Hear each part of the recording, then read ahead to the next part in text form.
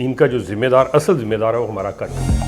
नत्थू पहलवान हुआ करता था जो कि अमीर बिलाज का परदाता था। दुश्मनी चली वो बॉर्डर के लोगों से चली। टीफी भट्ट है, गोगी भट्ट है, इनका एक भाई है ख्वाजा शकील, और ये सारे पॉलिटिकल बैकग्राउंड इनके ऊपर सर पे ऊपर हाथ रखे गए तो ये फिर जाके ये बड़े पहलवान बदमाश बने। और यहाँ पे ये बंदे मारते थे अपने मकासद के लिए, उनके मकासद के लिए, अपने बड़ों के मकासद के लिए, और वहाँ जाके फिर इलाका गैर में पनाह लेते थे। वहाँ पे जो पोला सलियारा था उसका अड्डा था प्रॉपर जो इनको पनाह देता था, और वहाँ पे हमारा कानून जो है उसकी रसाई नहीं थी। नरगस ने अपने खामद जो पहला था तोतू उसे कहते थे, उससे जान छुड़वाने के लिए उसने आबद बाक्सर के साथ रब्ता किया। तो इसने वाकई मलंगी मारा था। वो बड़ा बदनामे ज़माना बदमाश था, शादरा में आके वो वारदातें करता था। फिर इसको और शौक चढ़ा और ये फिर इन अंडरवर्ल्ड के साथ मिल गया। ये जो तीफी भट्ट और गोगी भट्ट है, ये सारे सिलसिले इसी तरह से। इससे जान छुड़ाने के लिए फिर इसने ताहिर प्रिंस से रब्ता की। आबद बाक्सर को जब पता चला उसने कहा कि खादी तू मेरा है तो तू मैनू मरवाना से उधर मेरी सपारी फड़ाती, तो इस वजह से उसने इसको मारा था। लाहौर में अमीर बालाज टीपू के कत्ल के बाद से लाहौर के अंडरवर्ल्ड को काफ़ी डिस्कस किया जा रहा है, और ये डिस्कशन बहुत ज़्यादा सामने आ रही है कि ये दुश्मनी स्टार्ट कहाँ से हुई, कौन कौन से गैंग्स इन्वॉल्व हैं, और आज कानून अगर मौजूद है तो फिर ये गैंग्स किस तरह से काम कर रहे होते हैं। और तहकीकात में भी बहुत सारी चीज़ें सामने आ रही हैं, खुलकर दुश्मनियाँ, ख़ानदानों को, 4 नस्लों को उजाड़ गई ये दुश्मनियाँ। मेरे साथ इस वक्त अशरफ मेहताब साहब मौजूद हैं, सीनियर जर्नलिस्ट हैं और क्राइम की बहुत गहराई से नज़र रखे हुए हैं, स्पेशली उस दौर में जब इन दुश्मनियों का आगाज़ हुआ। गोगी भट्ट, तीफी भट्ट और टीपू ट्रक्का वाला, बिल्ला ट्रक्का वाला, और इस तरह के बहुत से नामों से शनासा ही नहीं है, बल्कि उन दुश्मनियों को कवर करते हुए बहुत सी धमकियां भी जो है वो फेस कर चुके हैं। तो बात करते हैं और जानते हैं कि इस सारी दुश्मनी का, स्पेशली लाहौर के अंडरवर्ल्ड में शुरू होने वाली इस दुश्मनी का आगाज़ हुआ कहाँ से और कौन कौन इन्वॉल्व था। अस्सलाम वालेकुम। वालेकुम सलाम। कैसे हैं आप? मैं बिल्कुल ठीक। आप तो काफ़ी उस मुश्किल दौर में क्राइम रिपोर्टिंग करते रहे हैं। कहते हैं कि दुश्मनी का आगाज़ जो है वो जन, ज़र और ज़मीन से होता है। क्या समझते हैं इन दुश्मनियों का आगाज़ कैसे हुआ, कौन कौन जिम्मेदार है? क्या आज कानून इतना मजबूत है या फिर गैंगस्टर्स ज़्यादा मजबूत हैं? बहुत मेहरबानी, शुक्रिया। सबसे तो पहले इनका जो जिम्मेदार असल जिम्मेदार है वो हमारा कानून है, और कानून नाफिज करने वाले वो अदारे हैं जिनका असल में काम ही सिर्फ ये है कि वो मुआशरे में जराइम को ख़त्म करें। ठीक। लेकिन माजी के अगर नज़र दौड़ाएँ तो ये जितने आपने नाम लिए हैं, ये जो जिन्होंने कानून का नफाज करना था और इनको रोकना था जराइम से, वो इनके मुखबर भी रहे हैं। DSP SP लेवल के जो अफसर थे वो इनके मुखबर रहे, जो इनको आके एक दूसरे की मुखबरियाँ देते थे। मतलब एक ग्रुप को एक मुखबरी दूसरे की दी, दूसरे को जाके थी उसकी दी। 2 पहलवान जब लड़ रहे होते हैं, खाड़े में आप देख रहे होते हैं, तो उनके कुछ पट्टे भी बाहर बैठे होते हैं जिन्होंने आगे चल के वो पहलवानी करनी और पहलवान बनना होता है। तो वो देख रहे होते हैं कि ये जो बड़े पहलवान हमारे सर पे जिन्होंने हाथ रखा हुआ है, जिनके हम पट्टे हैं जराइम की दुनिया में, असल पहलवानी अल्लाह माफ़ करे वो तो एक बहुत ही अच्छा मशगला था। और उस वक़्त में जब किसी के घर में पहलवान कोई बनता था तो बड़ा फ़ख्र होता था पूरे इलाके को कि ये एक ताकतवर आदमी है।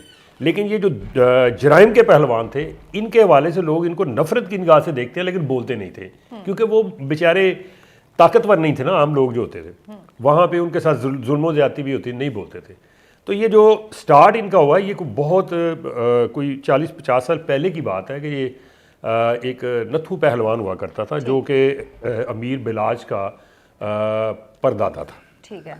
यानी बिल्ला ट्रक्का वाले का जो बाप था वो पहलवान था, और जो पहलवान उस वक़्त अंदरून लाहौर के थे वो साथ एहसास भी करते थे गरीबों का और उसका। तो जब किसी के साथ कोई जुल्म ज़्यादती होती थी तो वो कोशिश करते थे कि वो अपने असर सूख से उसको ख़त्म करें और लोगों को जय पनाह जो है वो मिले और या इंसाफ मिले। तो इसी वजह से वो फिर चलता रहा। वो भी उस वक़्त जो सिलसिला चला तो वो कत्ल हुए। उसके बाद उनके बेटे थे जो बिल्ला ट्रक्का वाला थे, तो उन्होंने फिर वो जो बेड़ा संभाला और अपना कारोबार जो था ट्रकों का वो शुरू किया। और सबसे पहले इनकी जो दुश्मनी चली वो बॉर्डर के लोगों से चली, और बॉर्डर के लोग आपको पता है कि ज़्यादा दौर में उनका किस तरह का कारोबार था, और उनको उसी वजह से अरूज मिला। मैं अभी भी ऐसे ख़ानदानों को जानता हूँ कि जिनको बिल्कुल गो हेड दे दिया गया था उस वक़्त कि आप ये जो है गैर कानूनी काम है, हिरवन है, जो भी स्मगल करें आप, बॉर्डर पार करें, इसको स्मगल, पैसे कमाएं। तो उसी दौर में फिर वो बड़े बड़े ख़ानदान बने जो कि बाद में जाके एक बड़े सियासी कद्दावर वो शख्सियात भी बनी। तो इसी वजह से चूँकि ये इनका ट्रकों का कारोबार था, तो ट्रकों के कारोबार के अंदर भी इसी तरह के काम होते थे, मुख्तलिफ अशिया जो होती थी उनकी स्मगलिंग होती थी, और इसमें ये भी सारा कुछ उसी में होता था। तो इनकी आपस में दुश्मनियाँ रही हैं, जो अभी अमीर बिलाज ने आके जिससे सुलह करके, आपको पता है कि वहाँ जाके उनके डेरे पे जाके माफ़ी मांग के सुलह करके तो उसको ख़त्म किया और वो ख़त्म हो गई।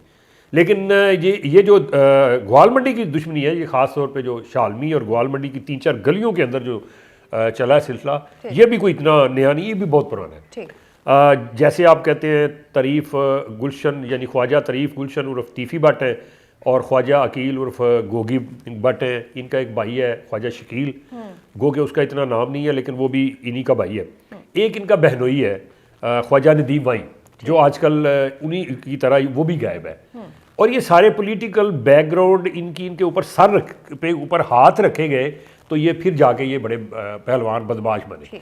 सबसे पहले जो ट्रक्का वाला ख़ानदान था उसके ऊपर नून लीग का हाथ था, और वो हमेशा से नून लीग के साथ रहे। उनके दादा से लेके, परदादा से लेके, पहले वो दूसरे और उसके बाद उसके दादा से लेके इसके वालिद और बाकी। लेकिन उस दूसरी तरफ उनको जो दूसरा ख़ानदान था, ये जो ख्वाजा साहब का ख़ानदान था, तो इनको भी कोई ज़रूरत थी कि किसी तरह इनके ऊपर भी कोई सियासी हाथ आए ताकि इनके भी काम जो है वो भी हो। तो फिर उनके ऊपर भी हाथ आया, और वो यही मुस्लिम लीग नून का आया, क्योंकि ग्वाल मंडी से बुनियाद है मुस्लिम लीग नून की, तो वो फिर वहीं पे वो रहने वाले हैं। अच्छा, इंटरेस्टिंग चीज़ ये है कि शायद सियासतदानों को भी इन गैंग्स के साथ बना के रखना मजबूरी होती है, बिल्कुल, एक को भी दूसरे को भी बिल्कुल ऐसे ही था उस वक्त। तो यहाँ तक था कि जो तलीमी अदारे थे वो हमारी बड़ी बड़ी जराइम की नर्सरियाँ बन गई हुई थी। यूनियन के नाम के ऊपर जो उनके लीडर थे, उनसे ये जो बड़ी सियासी पार्टियाँ, पहले PSF थी, फिर MSFI, बीच में से फिर वो जब मजदूर भट्टू साहब आ गए तो उन्होंने अपना एक गैंग बनाया जिसमें चौधरी अमीन और बाकी थे। पहले चौधरी आतफ था, फिर चौधरी आबद था, फिर अरशद अमीन चौधरी आ गया उसमें। तो ये इनकी पहले दोस्तियाँ रही, आपस में बड़े गहरे दोस्त होते थे। बाद में जब ये क्लैशेज हुए तो इनकी आपस में दुश्मनियाँ हो गई एक दूसरे को, फिर उन्होंने कत्ल को गारना शुरू कर दी।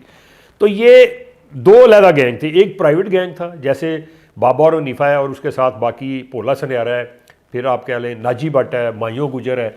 ये आप अगर सराउंडिंग देखें तो ये जो लाहौर, शेखुपुरा, गुजरांवाला, सियालकोट, ये सारे नाम है बहुत बड़े बड़े, और ये इनकी बड़ी दहशत होती थी। जो उस वक्त ये पोला सनियारा जिसको कहते हैं ना, बोला सनियारा, बर्फ़ का पट्टा लगाया करता था वहाँ सियालकोट में। तो इसकी एक लड़ाई हुई जिससे ये बदमाशी इसकी शुरू हुई।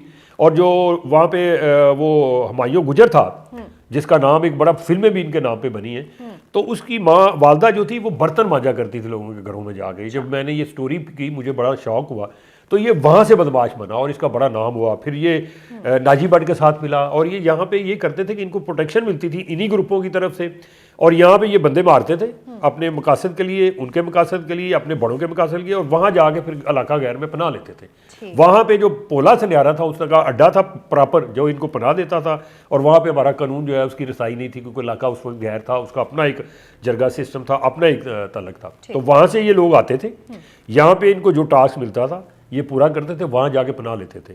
इसके अंदर जैसे आपने कहा ज़र, जन और ज़मीन दोनों शामिल, ये तीनों ही शामिल है। अच्छा। अब ये जो बड़े बड़े बदमाश थे, नामी ग्रामी थे, इनको अदाकारों से इश्क भी होते थे। अच्छा। और इसमें बड़े बड़े नाम भी शामिल हैं। मैं एक ऐसी अदाकारा को जानता हूँ जिसका नाम नरगस है।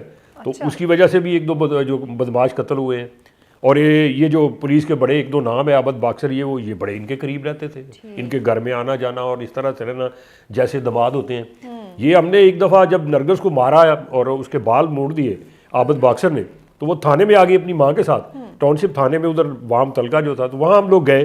तो मैंने उसकी माँ से पूछा कि माँ जी तुसी ये दसो कि आबद बाक्सर अगर इसका तलक सी तो थानू नहीं सी पता, घर तो आंदा जाता सी। तो कहती पुत्र मैनू तो पता कि मेरा दमाद है, तेने शादी शुदी कर ली। हालांकि ऐसा नहीं था। नरगस ने अपने खामद जो पहला था, हाफसाबाद से उसका तल्लक था, तोतू उसे कहते थे, जो उल्टा नाम था, उससे जान छुड़वाने के लिए, उसका भी ये फिल्म इंडस्ट्री से तल्लक था, तो उससे जान छुड़वाने के लिए उसने आबद बाक्सर के साथ रब्ता किया। आबद बाक्सर उस वक्त बड़ा कद्दावर वो बन गया था, SHO लगता था, क्योंकि इसने मलंगी मारा हुआ था। एक मिसाल अक्सर लोग देते हैं, और तू केड़ा बदमाश, तू मलंगी मारे है। तो इसने वाकई मलंगी मारा था। वो बड़ा बदनामे ज़माना बदमाश था, शादरा में आके वो वारदातें करता था और इस तरह की। तो इस वक्त ये नया चूँकि आबद बाक्सर इसको इसलिए कहते हैं कि ये स्पोर्ट्स बेस पे गवर्नमेंट कॉलेज में इसको दाखिला मिला था, बॉक्सर था ये, तो वहाँ से पढ़ के निकला था, पीछे से बैकग्राउंड भी अच्छी थी, खाते पीते घर का भी था। तो इसको फिर ये शौक चढ़ा कि मेरा कोई नाम होना चाहिए, तो इसको फिर टास्क दिया। SSP उस वक्त होते थे हबीबुर रहमान साहब, जो बाद में IG बन के रिटायर हुए, तो इसने वो टास्क लिया और जाके उसको मार दिया, तो इसका नाम हो गया, बड़ा इसका नाम आया। फिर इसके बाद इसको प्रमोशन मिली और इसके बाद ये SHO लगता रहा, और ये पहला SHO मैंने देखा उस दौर में जिसके पास पजेरो हुआ करती थी और बड़ा मतलब कीमती कपड़े पहनता, अंडरवर्ल्ड की वजह से था, अंडरवर्ल्ड की वजह से, ठीक है। वहां से फिर इसको प्रोटेक्शन मिली एक सियासी जमात की, तो इसको टास्क दिए जाते रहे, ये पुलिस मुकाबले करता रहा। बाद में ये मुकर गया जी मुझसे जबरदस्ती, हालांकि जबरदस्ती किसी से कोई कुछ नहीं करवाता।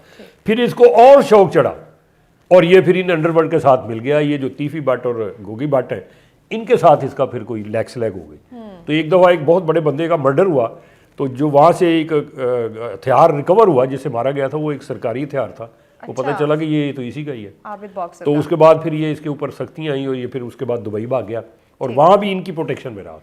तो ये सारे सिलसिले इसी तरह से। अब उसमें देखें, नरगस ने जब उससे जान छुड़ाने के लिए आबिद बॉक्सर से तलक बनाया, फिर इससे जान छुड़ानी पड़ी, तो इससे जान छुड़ाने के लिए फिर इसने ताहिर प्रिंस से रब्ता किया। ये एक स्टूडेंट पॉलिटिक्स में आया, बदमाश बन गया, और ये वहाँ पे रहता था, ये जो है आप कह लें बलालगंज में। तो फिर इससे रब्ता जब हुआ तो इसका पता चल गया आबिद बॉक्सर को। आबिद बॉक्सर को जब पता चला, उसने कहा कि खादी तू मेरा है, तो तू मैनू मरवाना से उधर मेरी सपारी फड़ाती, तो इस वजह से उसने इसको मारा था। फिर इसको फैंटी लगाई और सारा ये सिलसिला हुआ। और उसको ताहिर प्रिंस को वाकई वो, मैं एक बदमाशी अपनी तरफ, वाकई वो प्रिंस था, खुदा की कसम, इतना खूबसूरत नौजवान, कद भी उसका इतना, और बिल्कुल ऐसे प्रिंस की तरह से उसका कलर शलर, ढोल डाल, ड्रेसिंग सारी। लेकिन वो इस बुरे चक्रों में पड़ गया। तो उसने भी मुझे धमकियां लगाई जब उसके खिलाफ मैंने लिखा,